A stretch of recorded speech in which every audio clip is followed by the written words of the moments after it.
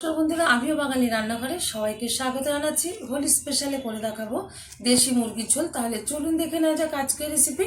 এখানে একটা পাত্রের মধ্যে আমি 1.5 কিলো ওজনে একটা দেশি মুরগি এনেছি। এটা ভালো করে কেটে পরিষ্কার করে এনেছি।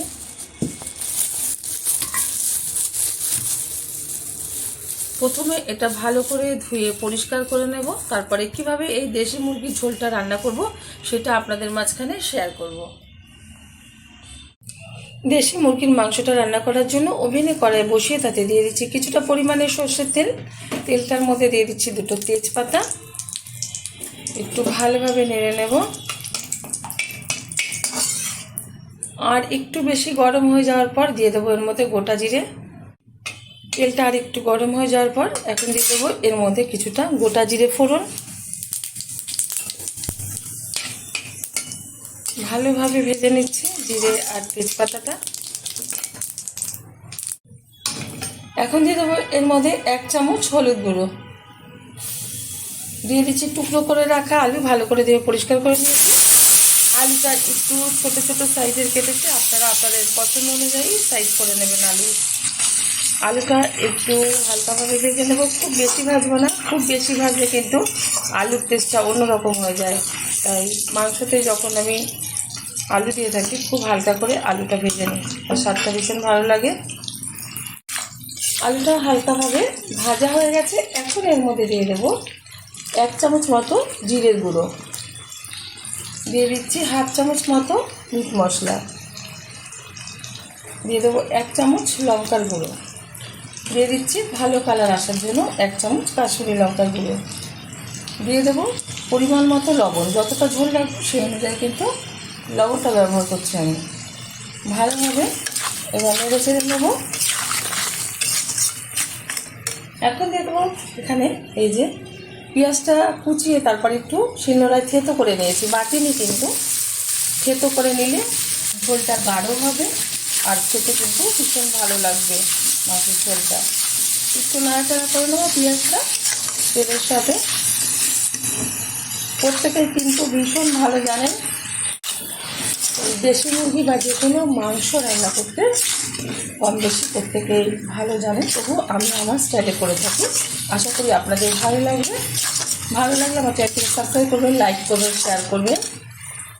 আর এরকমভাবে একবার দেশি মুরগির ঝোল যে কোনো কিছুর সাথে রান্না করে খেয়ে দেখবেন, ভীষণ ভালো লাগবে।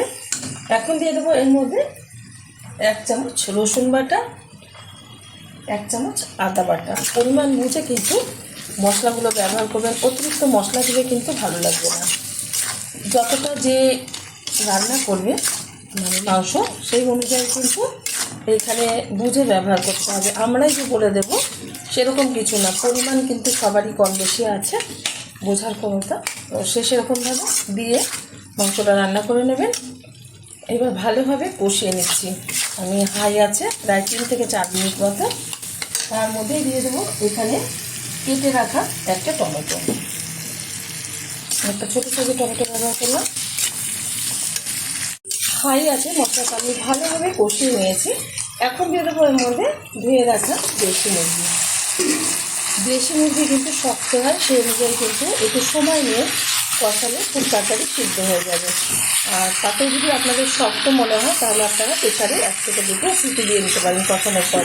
তবে কড়াইতে রান্না করলেই তার টেস্টটা ভালো লাগে, কারণ অনেকে শক্তের জন্য খেতে পারে না, তারা প্রেসার কুকারে সিদ্ধ করে নিতে পারেন, মানে রান্না করে নিতে পারেন, তাহলে নরম হয়ে যাবে। কিন্তু অ্যাকচুয়ালি এটা কড়াইতে রান্না করলে বেশি টেস্ট হয়। তো ভালোভাবে হাই আছে আমি কষিয়ে নিচ্ছি। 10 মিনিট ধরে কিন্তু হাই আছে আমি এটা কষিয়ে নিয়েছি। দেখে কিন্তু মনে হচ্ছে অর্ধেক রান্না হয়ে গেছে, আর আলুটা কিন্তু খুব সুন্দরভাবে সিদ্ধ হয়ে গেছে। এখন এর মধ্যে দিয়ে দেবো থেতো করে রাখা এলাচ। ফ্লেভারটা ভীষণ ভালো আসবে এই সময় দিলে, সেই কারণে আমি দিয়ে দিলাম। আপনারা গরম মশলা গুঁড়ো বা গোটা গরম মশলা ব্যবহার করতে পারেন। দিয়ে দেবো পরিমাণ মতো জল। আর কিছু না ঢেকেই মাংসটা রান্না করে নেব।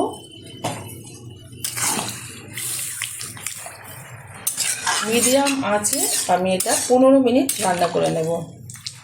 ঢাকনা দিয়ে ঢাকবো না, ঢাকনা ছাড়াই রান্না করব।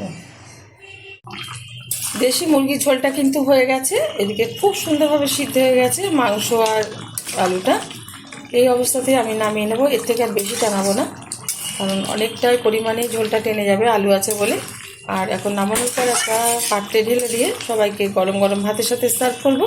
আপনারা অবশ্যই ট্রাই করবেন। দেখা হবে পরের ভিডিওতে নতুন কোনো রেসিপি নিয়ে। ধন্যবাদ।